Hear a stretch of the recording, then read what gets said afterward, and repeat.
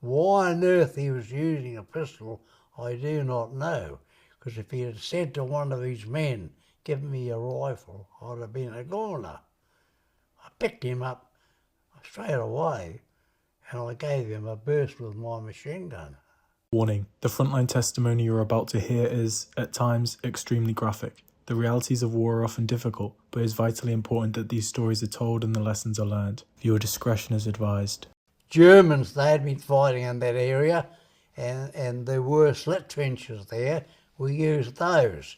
But when we finally got up to where the Germans were, well, and that's when we got to this house, and my corporal said to me, "Well, go up and see what's going on in there." We were told there was nobody in there, and that was incorrect.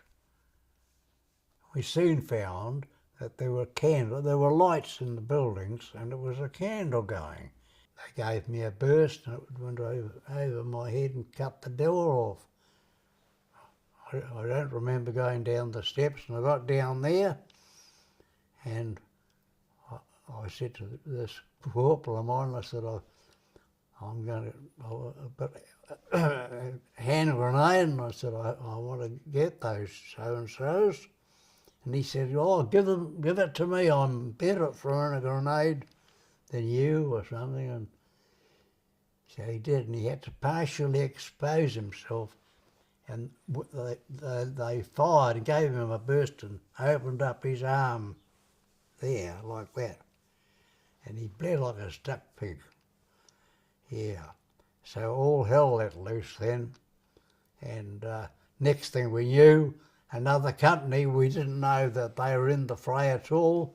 They arrived and they took over the machine gun nest. There was a whole company of ours, and there was only the ones that were in this manning this machine gun, and they took them over. But so I never really saw my corporal again.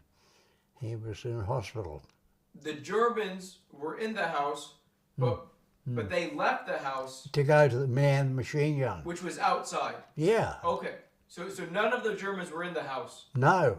But when you opened the door, which led to the outside, that's right. When they opened up on you. Could you see the machine gun? Oh, I might have. Things that all happened in a split second. They missed me. I was gone. Yeah, but I shouldn't have done that. I was stupid. We had to get into buildings. They were firing at anything. If they thought they were onto anybody, they fired. And I was, again, then standing in a doorway, and I suddenly realised that I was hearing this like somebody was having a shot at me. And in the vague way the light, if you like, but daylight was, let me see, over the street, about 60 yards or 70 yards away, a German officer with his Luger pistol shooting at me. Why on earth he was using a pistol, I do not know, because if he had said to one of his men, "Give me a rifle," I'd have been a goner. I picked him up straight away, and I gave him a burst with my machine gun. Yeah, took him out. Oh, I had a machine gun that was capable of firing quite a burst. A single shot, or it would fire a burst. Each magazine had 28 shells in it. If you held the trigger back, it got rid of those in a second or two. You didn't use it like that. You fired it in bursts. What was that like for you to be in a position where you had to, kill, engage? Oh, no worries whatsoever. No worries whatsoever. You've got to realise that it's no good you're going in there half-hearted. It's either you or it's him, and you're taking out. If you're first and you do your job, you're taking out a human being. Otherwise, he'd take you out. So after you knock out this German officer, what do you do? Oh, then we had the security of this room until they got organised. And armoured car came up the street first, and I had a few shots at him, but it was when the tanks arrived. And one arrived, and they'd pinpointed, they knew where we were at that stage.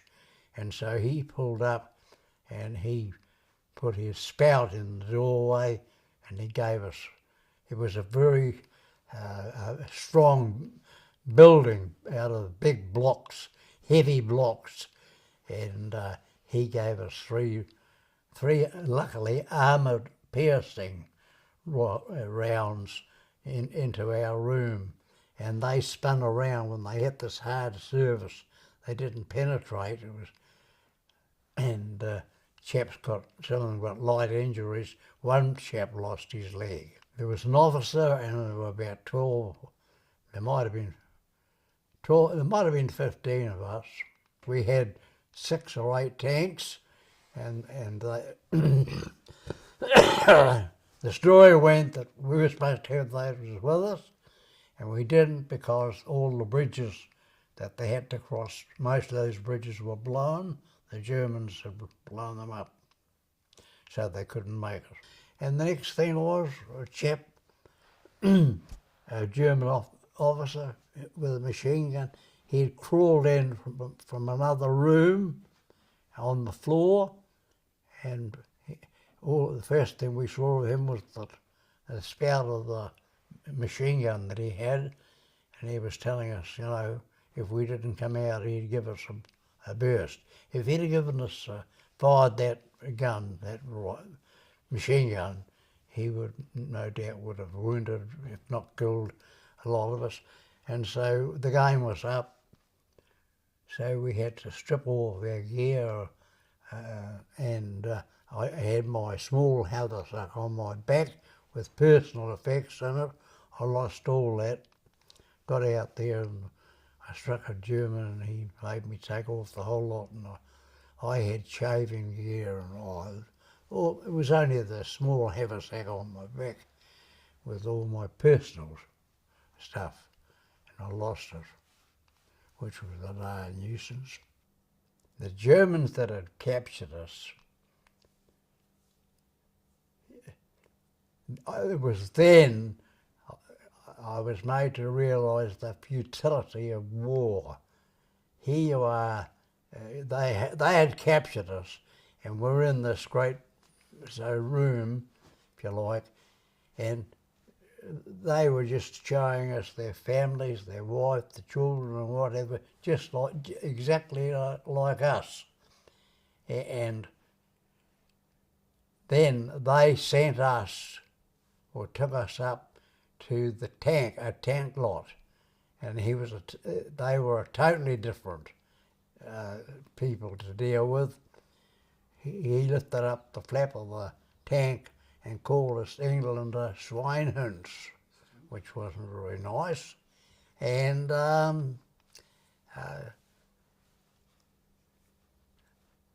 they were to take us further. They started and took us only between tanks, and they had us running.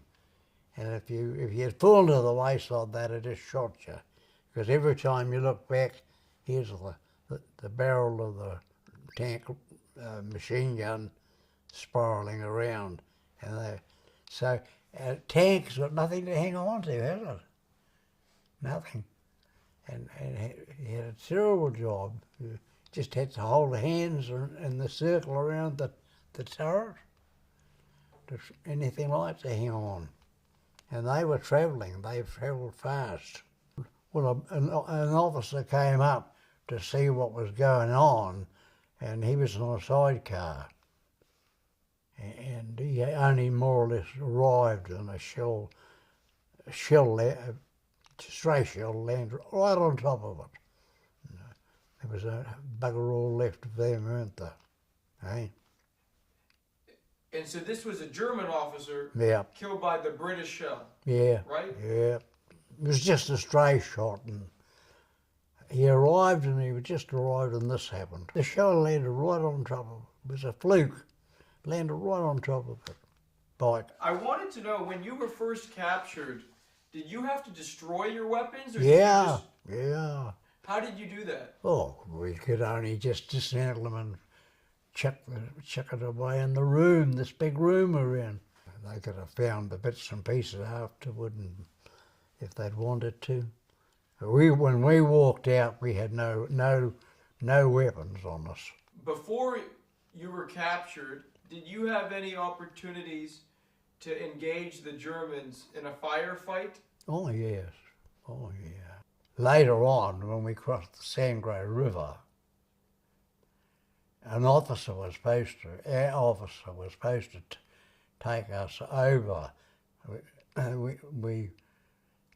We had to cross this river, and we went down there, and they had our chap didn't take us over. They brought another chap in that was out on leave, if you like, and he went down to the river, and what happened to him? He trod on an S-mine. An S-mine, when you take your foot off it, it jumps up to your thigh. It jumped up between his legs and exploded. So he was in a terrible mess. Yeah.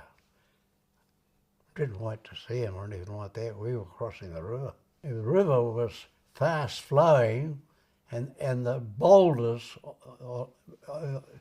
we were walking there, you're walking on, they were shifting. The movement of that lot of water, it was only above the knee where I crossed. It was wide, very wide. Where it was narrow, they had to put wires up for people to hang on to get across. But when I was about halfway across, the Germans, they liked to know what's going on at night, and they always used flares. Now the flare illuminated the country for a big area of it, and you were supposed to stand still.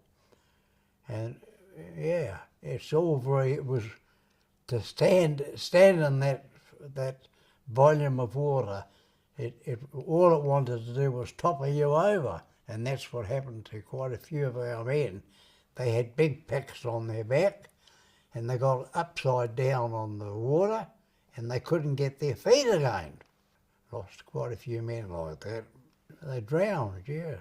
They couldn't find their feet. This pack on their back, they couldn't turn over. So can you tell us what happens once you get on the other side of the river, sir? We went over there, we didn't have much fire at us at all. The Germans were moving back. It was a strange setup, and I arrived, and we were on a hillside. And it was then it got dangerous because they started using their artillery on us, and we were on the wrong side of that hill. We were open ground when we should have been over the hill. Crossing the river, well, that was a real challenge. It was really. We got on the other side, and we had the protection of the hill, and lucky for us, the troops didn't have in that area, and it was pretty easy, clear going again until it was nightfall, and we were moving in complete darkness, and oh, it was hopeless. And we came to, there was a funny noise, we couldn't work it out, in the dark. What the heck's that noise? And couldn't make it out. Joker said, well, I'm going to strike a match, which was something it was dangerous because if you lit a match, if they knew where you were and you lit a match, you'd soon get a few shots fired at you. But anyway, lit a match. We were up against a building, that's right, and not a big building. And this funny noise, and yeah, it was funny, all right. It was a fowl house. They were fowls. So fowls were like us. They were wondering what was going on, I think. Talking to themselves. And so after I was liberated, I went out to Dachau concentration camp. And what I was seeing was the Germans had literally starved the people in there. There were skeletons there, and they were digging trenches with bulldozers and pushing the dead bodies into those deep trenches that they had dug. There was the Americans, and when Eisenhower and they went into the camp, they were shocked. They couldn't believe what they were seeing, dead bodies. What else did you see at Dachau, sir? Well, there was a train at a siding with a lot of carriages, and I knew damn well what I was going to see, and I went over to this, and I slid the door back, and sure enough, the Germans had machine gunned the people that were in those carriages, killed them all in the carriages, just a mass of human beings. The carriage was riddled with machine gun fire. Yeah. Unbelievable. The first ones that went to Dachau were Australians. And when they saw all these dead bodies, they were so infuriated. There were 4 girls there who were guards, and they just shot them. Was it men, women, children? Yeah. Mostly, they took the men away from the woman, and so mostly it would be carriages. There would just be men. The others would have women and children. But it was disgusting. They had no clothes on. Get sick of talking about it, actually, and that's why people like myself don't talk. Some of the things we've seen, returned servicemen, that horrible. As far as the civilians go, you just can't stomach it. Before you had seen Dachau, had you heard of some of the things that were going on? Oh, I knew that the stuff was going on. Oh, yeah. Try and imagine that you're going into a large area covered in dead bodies, starved. You couldn't wish to look at a worse sight. It was a smell, it was just dead people, nothing worse actually than dead people in a state of decomposing. So you were flown to Belgium, and then from Belgium, where do you go? We were then taken by plane to fly over the Channel. And can you please tell us about your time in England? How did they rehabilitate you? Well, the good thing about, we were down at Broadstairs, and that's right down the bottom of England. And to get into a bath, I remember just about half filling the bath up with hot water, the feeling was beyond explanation. A hot bath, a good wash, which we hadn't had for yonks. So it took all the way for you to get back to England before you had your first proper cleaning? Yeah, we're dirty as skunks. The girls just put the DD down to kill the lice. That's all they did. And so once you got to England, where were you actually staying? In hotels or? Yeah, hotels. They just opened up all the hotels and they filled them up with chaps like me. You had a nice room, and all the facilities, the normal. It was a good hotel. Yeah, some got in there. The hotel where I was at it wasn't the tops, but it wasn't too bad.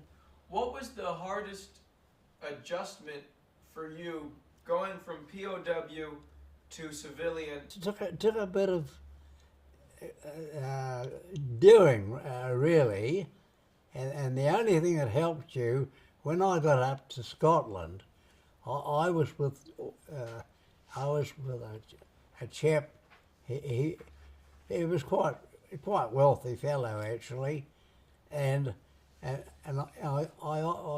know he helped me sort of slip back into something like human life, a human being. Yeah, but he helped me a lot. He took me around parts of Scotland, and he just brought me back into civilian life. The reason you went up to Scotland was that's where your family originally. Yeah, where my father came from. What was it like for you though to see where your family had? Oh yeah, covered in raspberries, picking raspberries. It was about 30 odd acres. And when you first got back to civilian life and you started eating, what were some of the foods that you couldn't handle, or what were? Couldn't handle any food. You just had to chip away at nice food in small quantities. You just could not eat a meal. No. Oh no, food's a top subject when it's not available. So what was your dream meal? What were you gonna have? Oh, you name it. What's your dream meal? And mine might be different, but you can't beat a nice good roast with all the veggies and trimmings, with perhaps a nice pudding afterwards. Yeah, but it's a dream that'll never come true when you're in that situation. After you had visited your family in the United Kingdom, tell us the story of how you came back home, please. We were lucky, or I was lucky. Came back on a boat half the size of the Aquitania, 22,000 tonne. She was a modern liner, and we didn't have. It wasn't overloaded. It was just a reasonable load, and it was a lovely trip. And once we hit New Zealand, I tell you what, we were on a train and we were on our way home. Well, no, I can only say it's a wonderful feeling to see. There was a bloke up in the mast, and he was looking to see, first looked at the coast of New Zealand, And sometime before we could see it, down the deck, most of us, he said, I'm getting a vague picture of the coastline of New Zealand. Well, it wasn't very long, and yeah, there it was, enlarging all the time, getting bigger and bigger, the coast of New Zealand, yeah. And there was a train waiting for us on the train, and away we go. We got dumped off, stopped at all the stations and dropped the different ones off. Would there be crowds waiting for them? In some places there were. The wives meeting up with their husbands again. The children, some of the children, they'd never seen their father, and some of them were quite indifferent to him. He was a complete stranger. Who's this? All of a sudden he's wanting to eat food around the family table. I know a lot of the chaps couldn't adapt to the home life. They just could not adapt to it.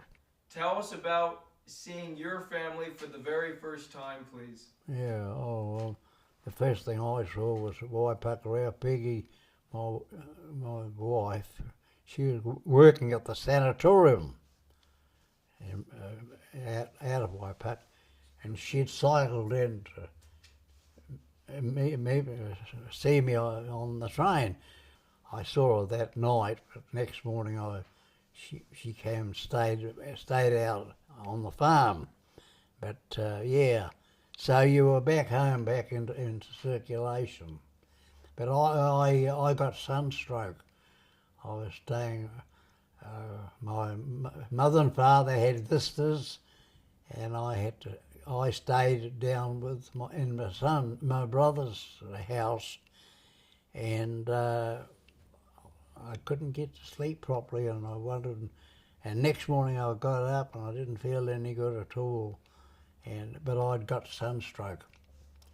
I'd been sitting out in the sun without a hat on and all that. So I went back and I said to my brother and his wife, I said, can I go back to bed again?